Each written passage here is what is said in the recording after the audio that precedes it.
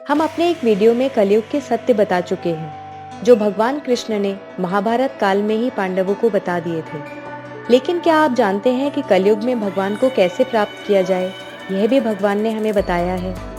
जैसा कि रामायण में भी उल्लेखनीय है, कलयुग केवल नाम आधारा, सुमिर सुमिर नर उतरहि पारा, जिसका भावार्थ है कि कलयुग में केवल भगवान के नाम का ही आधार है। इसी संदर्भ में एक और बात भी शास्त्रों में कही गई है, हरेर नाम हरेर नामेव केवलम, कलौ नास्तेव नास्तेव नास्तेव गतिर अन्यथा। अर्थात एकमात्र हरि का नाम ही कलयुग में भगवान प्राप्ति का उपाय है।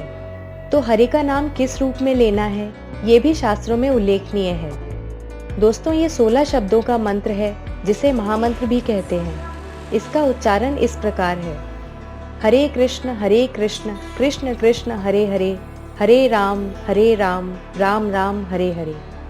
इस मंत्र का प्रचार चैतन्य महाप्रभु ने किया था, जो स्वयं कृष्ण का ही रूप थे और 500 वर्ष पूर्व धरती पर भगवान के भक्त के रूप में आए और स्वयं भगवान की आराधना करके लोगों को बताया कि कलयुग में किस प्रकार भगवान को प्राप्त किया जाए। चैतन्य महाप्रभु ने कलयुग में इस मंत्र का जप एकमात्र उपाय बताया है। यह एक ऐसा मंत्र है जिसमें सभी मंत्रों का समावेश है।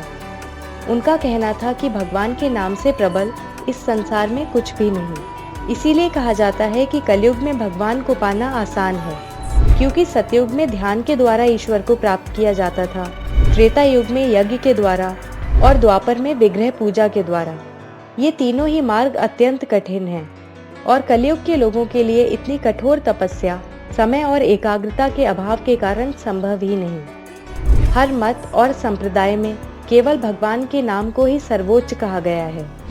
नाम जप में किसी समय, स्थान, परिस्थिति, अवस्था और विधि विधान की कोई बाधा नहीं है। किसी भी प्रकार से किसी भी परिस्थिति या अवस्था में कहीं भी और कभी भी नाम जप किया जा सकता है। इसी संदर्भ में श्रीमद् भागवतम में अजामिल नामक ब्राह्मण की एक कथा है, जिसने सतयुग में घोर पाप किया।